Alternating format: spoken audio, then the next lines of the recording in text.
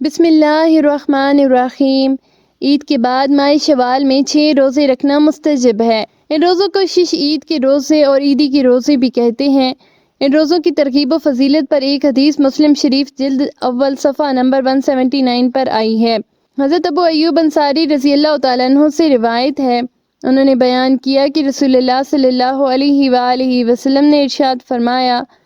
جو شخص رمضان کے روزے رکھے پھر اس کے بعد 6 روزے شوال کے مہینے میں رکھے تو یہ ہمیشہ روزے رکھنے کی طرح ہیں۔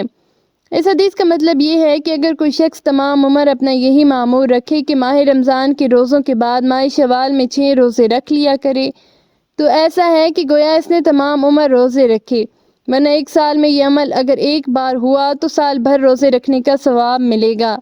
کیونکہ اللہ تعالیٰ کا قانون یہ ہے کہ جو ایک نیکی کرے گا وہ 10 گنا ثواب پائے گا، جیسے 5 وقت کی نماز پڑھنے سے 50 وقت نماز پڑھنے کا ثواب ملتا ہے۔ اسی طرح ماہ رمضان کے روزوں کا ثواب 10 ماہ روزے رکھنے کا ہے اور 6 روزوں کا ثواب 60 دن روزے 2 ماہ روزے رکھنے کا ثواب ہے۔ اس کا مطلب ہوا کہ شوال کے 6 دن کے روزوں کا ثواب 12 ماہ یعنی 1 سال روزہ رکھنے کا ملے گا۔ اگر تمام عمر اس عمل کو جاری رکھا یعنی ہر سال 1 ماہ رمضان اور 6 دن شوال کے روزے رکھے جائیں تو تمام عمر روزے رکھنے کا ثواب ملے گا۔ شارح مسلم امام نووی شافعی رحمۃ اللہ علیہ اس حدیث کو شرح میں لکھتے ہیں کہ یہ حدیث امام شافعی امام احمد کی اس بات پر دلیل ہے کہ عید الفطر کے بعد ماہ شوال میں 6 روزے مستحب ہیں، اور یہ بھی لکھا جاتا ہے کہ امام شافعی کے نزدیک مختلف یہ ہے کہ عید کے فوراً بعد 6 روزے مسلسل رکھ لیے جائیں، لیکن اگر تاخیر کر کے شروع شوال یا آخر شوال میں بھی رکھ لیے جائیں تب بھی ٹھیک ہے،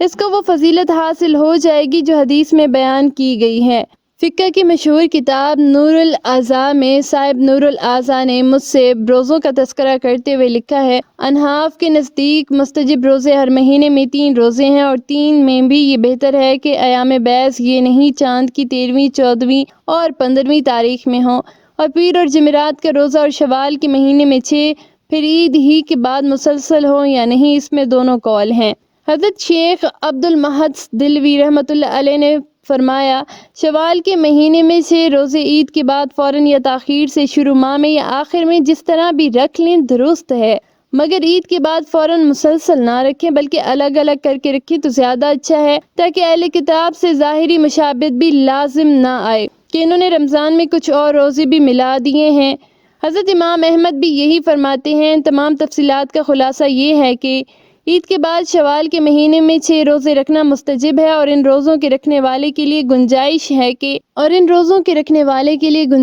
کہ شوال کے مہینے میں اپنی سہولت کے مطابق عید کے 3 دن بعد جب چاہیں رکھ لیں، اس کو حدیث میں بیان کی گئی فضیلت حاصل ہو جائے گی۔ حضرت سیدنا علی فرماتے ہیں کہ جو مزدور اپنے کام کو مالک کی مرضی کے مطابق پورا کرتا ہے تو مالک خوش ہو کر اس کو پوری مزدوری عطا کرتا ہے، بلکہ بعض اوقات زائد انعام بھی دیتا ہے۔ اسی طرح مالک حقیقی یعنی اللہ تعالیٰ کو جس کے رمضان المبارک کے روزے، تراویح، تلاوت، اذکار و تسبیحات،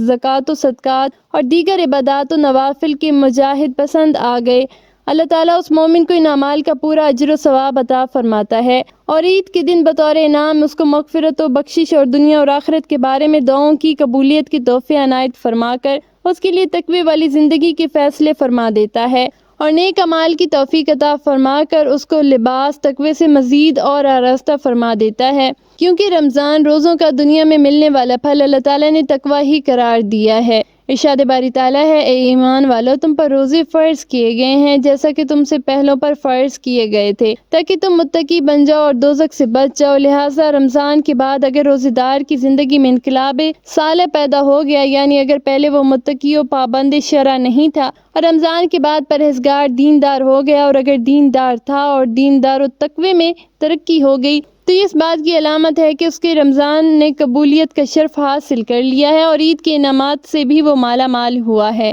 جسے آگ پر دھواں دالت کرتا ہے اور دھوئیں کا پھیلنا اور دنیا کا روشن ہو جانا سورج نکلنے پر علامت ہے، بلکہ اسی طرح نیک اعمال اور اچھے کاموں کی توفیق مل جانا اور اس بات کی کھلی نشانی ہے کہ اس بندہ مومن پر خدا کی رحمت متوجہ ہوئی اور اس کے گناہوں کو معاف کر کے اس کو جہنم سے آزادی حاصل ہو گئی، اس کی مغفرت و بخشش ہو گئی۔ مشائخ کا بھی قول ہے کہ اگر ایک نماز کے بعد دوسری نماز کی توفیق ہو جائے تو یہ پہلی نماز کے مقبول ہونے کی علامت ہوتی ہے۔ بس اسی طرح اگر رمضان کے بعد دوسری عبادات کی توفیق نصیب ہو جائے تو رمضان کے مقبول ہونے کی علامت ہے اور عید کی برکتوں سے فیض یاب ہونے کی نشانی ہے۔ اللہ کریم کا ارشاد ہے، اور جو لوگ ہماری رضا کے لیے محنت کرتے ہیں ہم ان کو اپنی راہوں پر چلنے کی توفیق اور ہدایت دے دیتے ہیں۔ یہ بات اپنی جگہ پر ٹھیک ہے کہ رمضان میں زیادہ عبادات کا اہتمام تھا، تراویح کا 20 رکعت تھی، اب رمضان کے بعد وہ نہیں تو دیگر نوافل ہیں۔ بعض بزرگوں نے فرمایا کہ اگر عشاء سے پہلے چند رکعت صلاۃ اللیل کی نیت سے پڑھ لیں تو پڑھنے والا تہجد کی عبادت سے محروم نہیں ہوتا،